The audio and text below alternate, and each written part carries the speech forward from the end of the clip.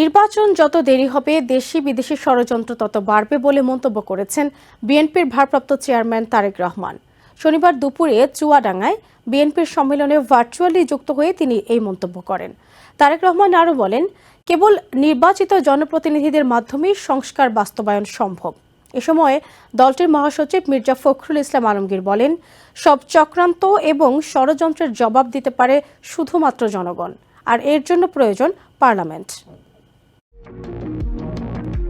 দীর্ঘ 14 বছর পর শনিবার চুয়াডাঙ্গা টাউন ফুটবল মাঠে জেলা বিএনপির দ্বিবার্ষিক সম্মেলন অনুষ্ঠিত হয়। এ সময় ভোটের মাধ্যমে নির্বাচিত করা হয় সভাপতি ও সাধারণ সম্পাদক। রাষ্ট্র সংস্কারের 31 দফা রূপরেখা নিয়ে সম্মেলনে যোগ দেন নেতাকর্মীরা। জাতীয় ও দলীয় পতাকা উত্তোলন করে সম্মেলনের উদ্বোধন করেন বিএনপির মহাসচিব মির্জা ফখরুল ইসলাম আলমগীর।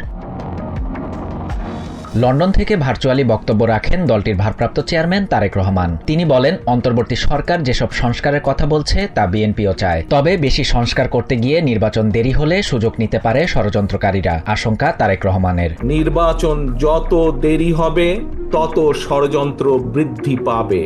তারেক রহমানের দাবি, সংস্কারের প্রকৃত বাস্তবায়ন করতে পারে শুধু নির্বাচিত জনপ্রতিনিধিরা। তাই প্রয়োজনীয় সংস্কার শেষে দ্রুত নির্বাচনের তাগিদ দেন তিনি। একটি সুষ্ঠু নির্বাচনের মাধ্যমে সব সমস্যার সমাধান সম্ভব বলেও মনে করেন বিএনপির ভারপ্রাপ্ত চেয়ারম্যান।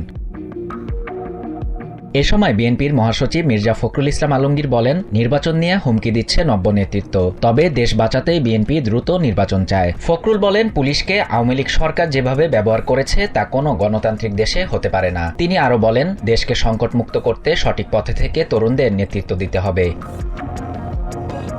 শাহরিয়ার শাফাত, TVN 24 নিউজ ডেস্ক।